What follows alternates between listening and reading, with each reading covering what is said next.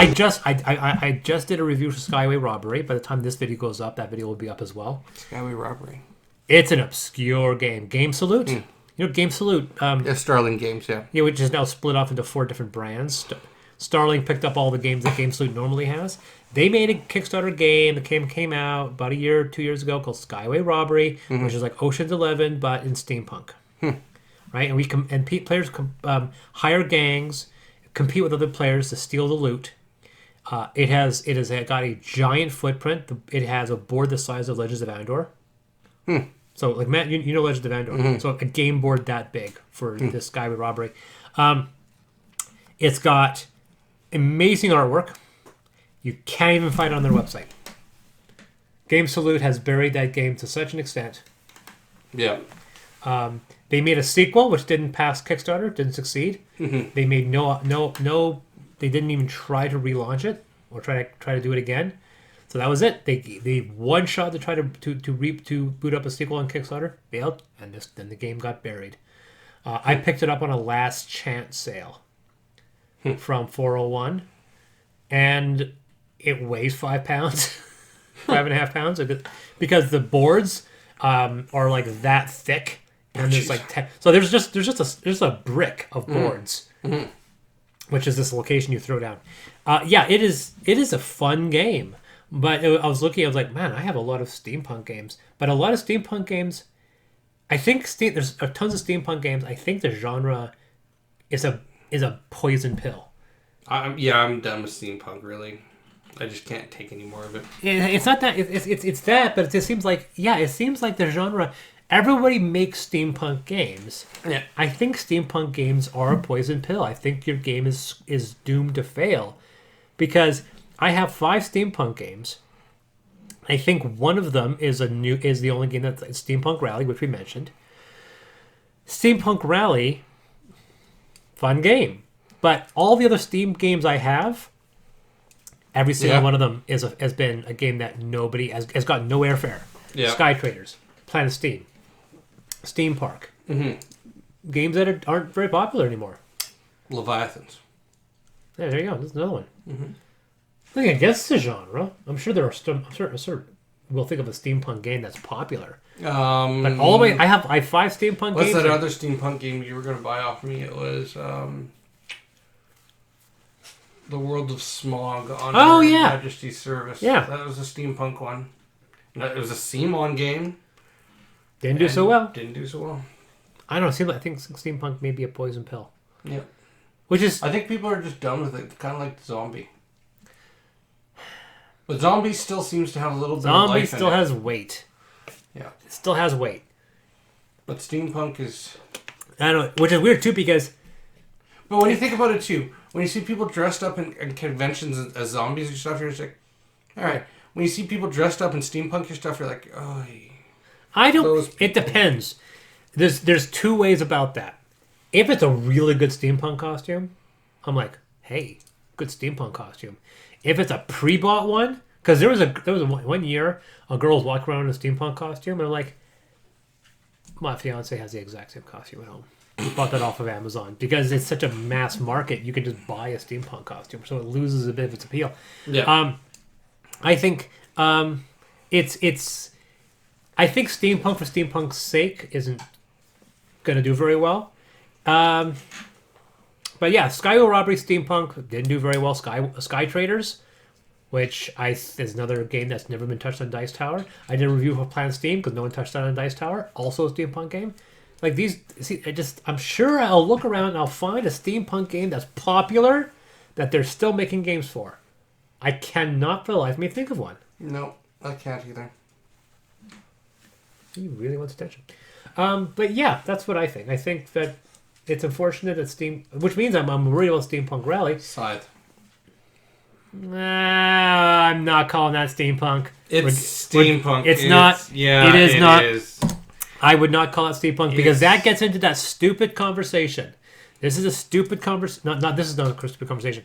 I literally cut this out out of my Skyway Robbery video because I knew I was going to get shit on for it. Because I went on a rant for like 3 minutes about the whole punk moniker. I hate it. I hate it. I hate it. I hate it. Because came out Cyberpunk, right? which is a short story some guy wrote. And then the whole genre got retconned into cyberpunk. Okay, fine. I'll take it. It was a cool name. So all the stuff that was written before it, that's now cyberpunk. But it was a relatively young genre, so it was permitted. Then K.W. Jeter, who was an asshat who wrote some really bad cyberpunk novels, said, and he thought, I'll do steampunk. So he coined the term steampunk as a play on cyberpunk. Because as a cyberpunk writer, he was worthless. So, but that, and then a few people wrote in that genre, and they decided to, we'll adopt that K.W. Jeter's term, and it's steampunk.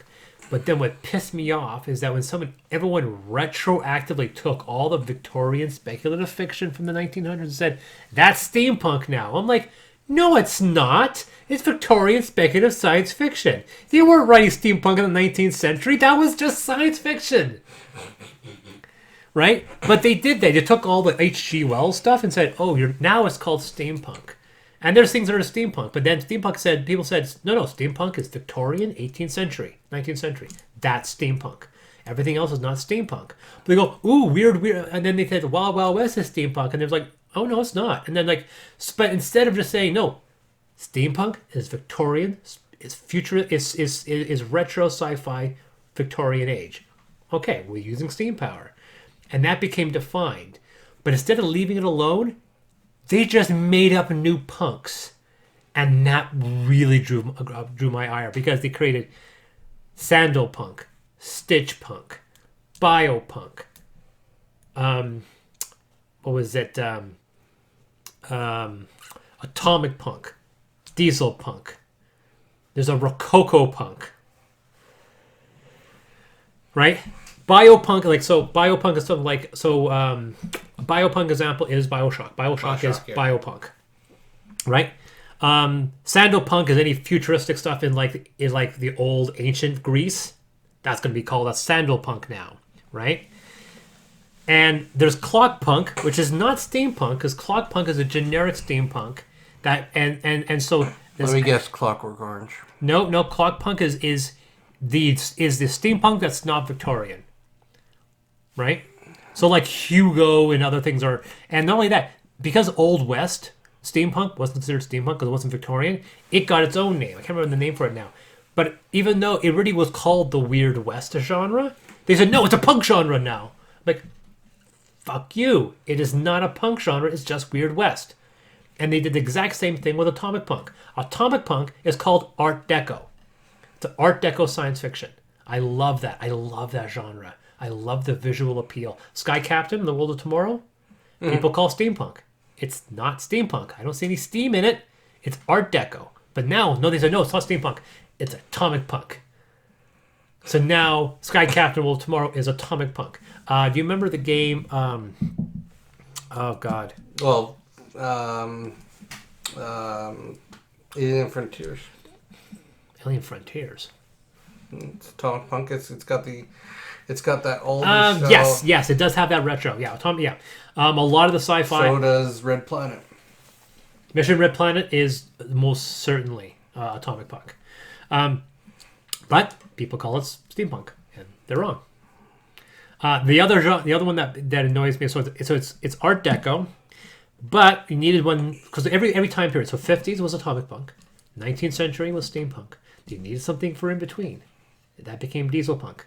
So diesel punk is your World War I, World War II future. So diesel punk became Wolfenstein, Captain America, Winter Soldier, Shadows of Normandy. That's all become diesel punk. What's that one video game where you're betrayed and you become an assassin? Dishonored. Dishonored. Yeah. Dishonored is big time diesel punk. And they even call it diesel punk. I really am annoyed at the Omni punk. You couldn't just say, look, Art Deco, Weird West. And it had to be a punk. Yeah. So that was the thing that annoyed me. So yeah, so someone says, oh yeah, it's steampunk. No, Scythe is diesel punk. Because it's old. Now, I'm happy to say, no, they do. People do call Scythe diesel punk in a lot of sources. I never do. I call it retro sci-fi. Yeah. I have no problem with retro sci-fi, but I love retro sci-fi. Did you ever watch Mutant Chronicles? It's one of those films where it's entirely shot in green screen. Right? And it's based on an old role-playing game. Has a ridiculous cast. I mean, a ridiculous cast. I mean, you look at the cast and you're like, why have I... It's got... John Malkovich, Thomas Jane, Ron Perlman. Oh yeah, it's got a crazy good cast, and it's based on this heavy diesel punk setting that's like World War II. Then an alien machine opens up in the ground, and all these people get turned into like mutant zombies and go and it's this ultra religious art, retro out sci-fi, and people are going. And these soldiers, old like World War style soldiers, are going to war, but it's actually set in the distant future. It was your role playing game when you wanted to play 40K, but you didn't want to play with miniatures because it had that retro. But those 500 years in the future, all these planets are at the war, but they're all corporations, all diesel kind of power. Like the airship that they fly to the alien machine. It looks like just a chunk of steel. It literally has a big top and it's blowing out smoke and it has no wings and it's chugging through the sky. It costs, I think, $2.5-3 million, right? But it's one of those ones with complete digital sets. I own it. I do not know if I want to see it again because when I watched it, it was so goofy, but so much freaking fun to watch. And I know that if I watch it again, it's going to be like Sky Captain. It's going to have aged really badly because I love Sky Captain, but I'm so afraid to watch it because I'm afraid it's going to age badly. Yeah. But anyway, that's my rant on steampunk and cyberpunk and so forth. This is the rant I cut out of Skyway because I know people were going to nail me on it. Yeah, I literally was so angry. What? You're probably going to have to cut it out again. No, I'll cut this as a separate section. The steampunk rant. I mean, that's the thing. I mean... Yeah. I love art deco. I love that 50s retro. I avoid calling it atomic punk, but there's a part of me just like, well, what is it? It's atomic punk. But the part that pisses me off is that people call my setting steampunk. And I'm like, it's not Victorian. There's no steam power. But you have like people with like mixed match technology. I went, that's not steampunk. But you have like elves on trains, like that's not steampunk. But you have dirigibles, that's not isolated to steampunk. But you have steam engines, just because I have a steam powered airship doesn't mean my setting is steampunk. Well, it has a steam powered airship, but it's not steampunk. But the same people say the same thing. It's like, oh, it's cyberpunk because you have like futuristic and elves, it's like Shadowrun. Like it's not Shadowrun. But what genre is it? Do I have to? Is it mandatory? Am I required to say no? You must pick a punk. That's your requirement. You must pick a punk to fit your game into because that's the requirement of being a writer. You must pick a genre because I can't mine just be science fiction fantasy. Like no, that's too vague. You must pick a punk. Yep. And I'm not being flippant. I think there's people out there that specifically the need to categorize and catalog your game or your product or your book or your setting. Yep. Well, cyberpunk. Is it now? Yeah. Because cyberpunk for me is Blade Runner. Blade Runner is cyberpunk. Blade Runner 2049. RoboCop. Right? Yeah. And everyone says, oh yeah, Battle Angel coming out. It's cyberpunk. I go, is it? Yeah. I guess it is. Ghost in the Shell. Yeah, cyberpunk. Absolutely. Oh, yeah. But. Yeah.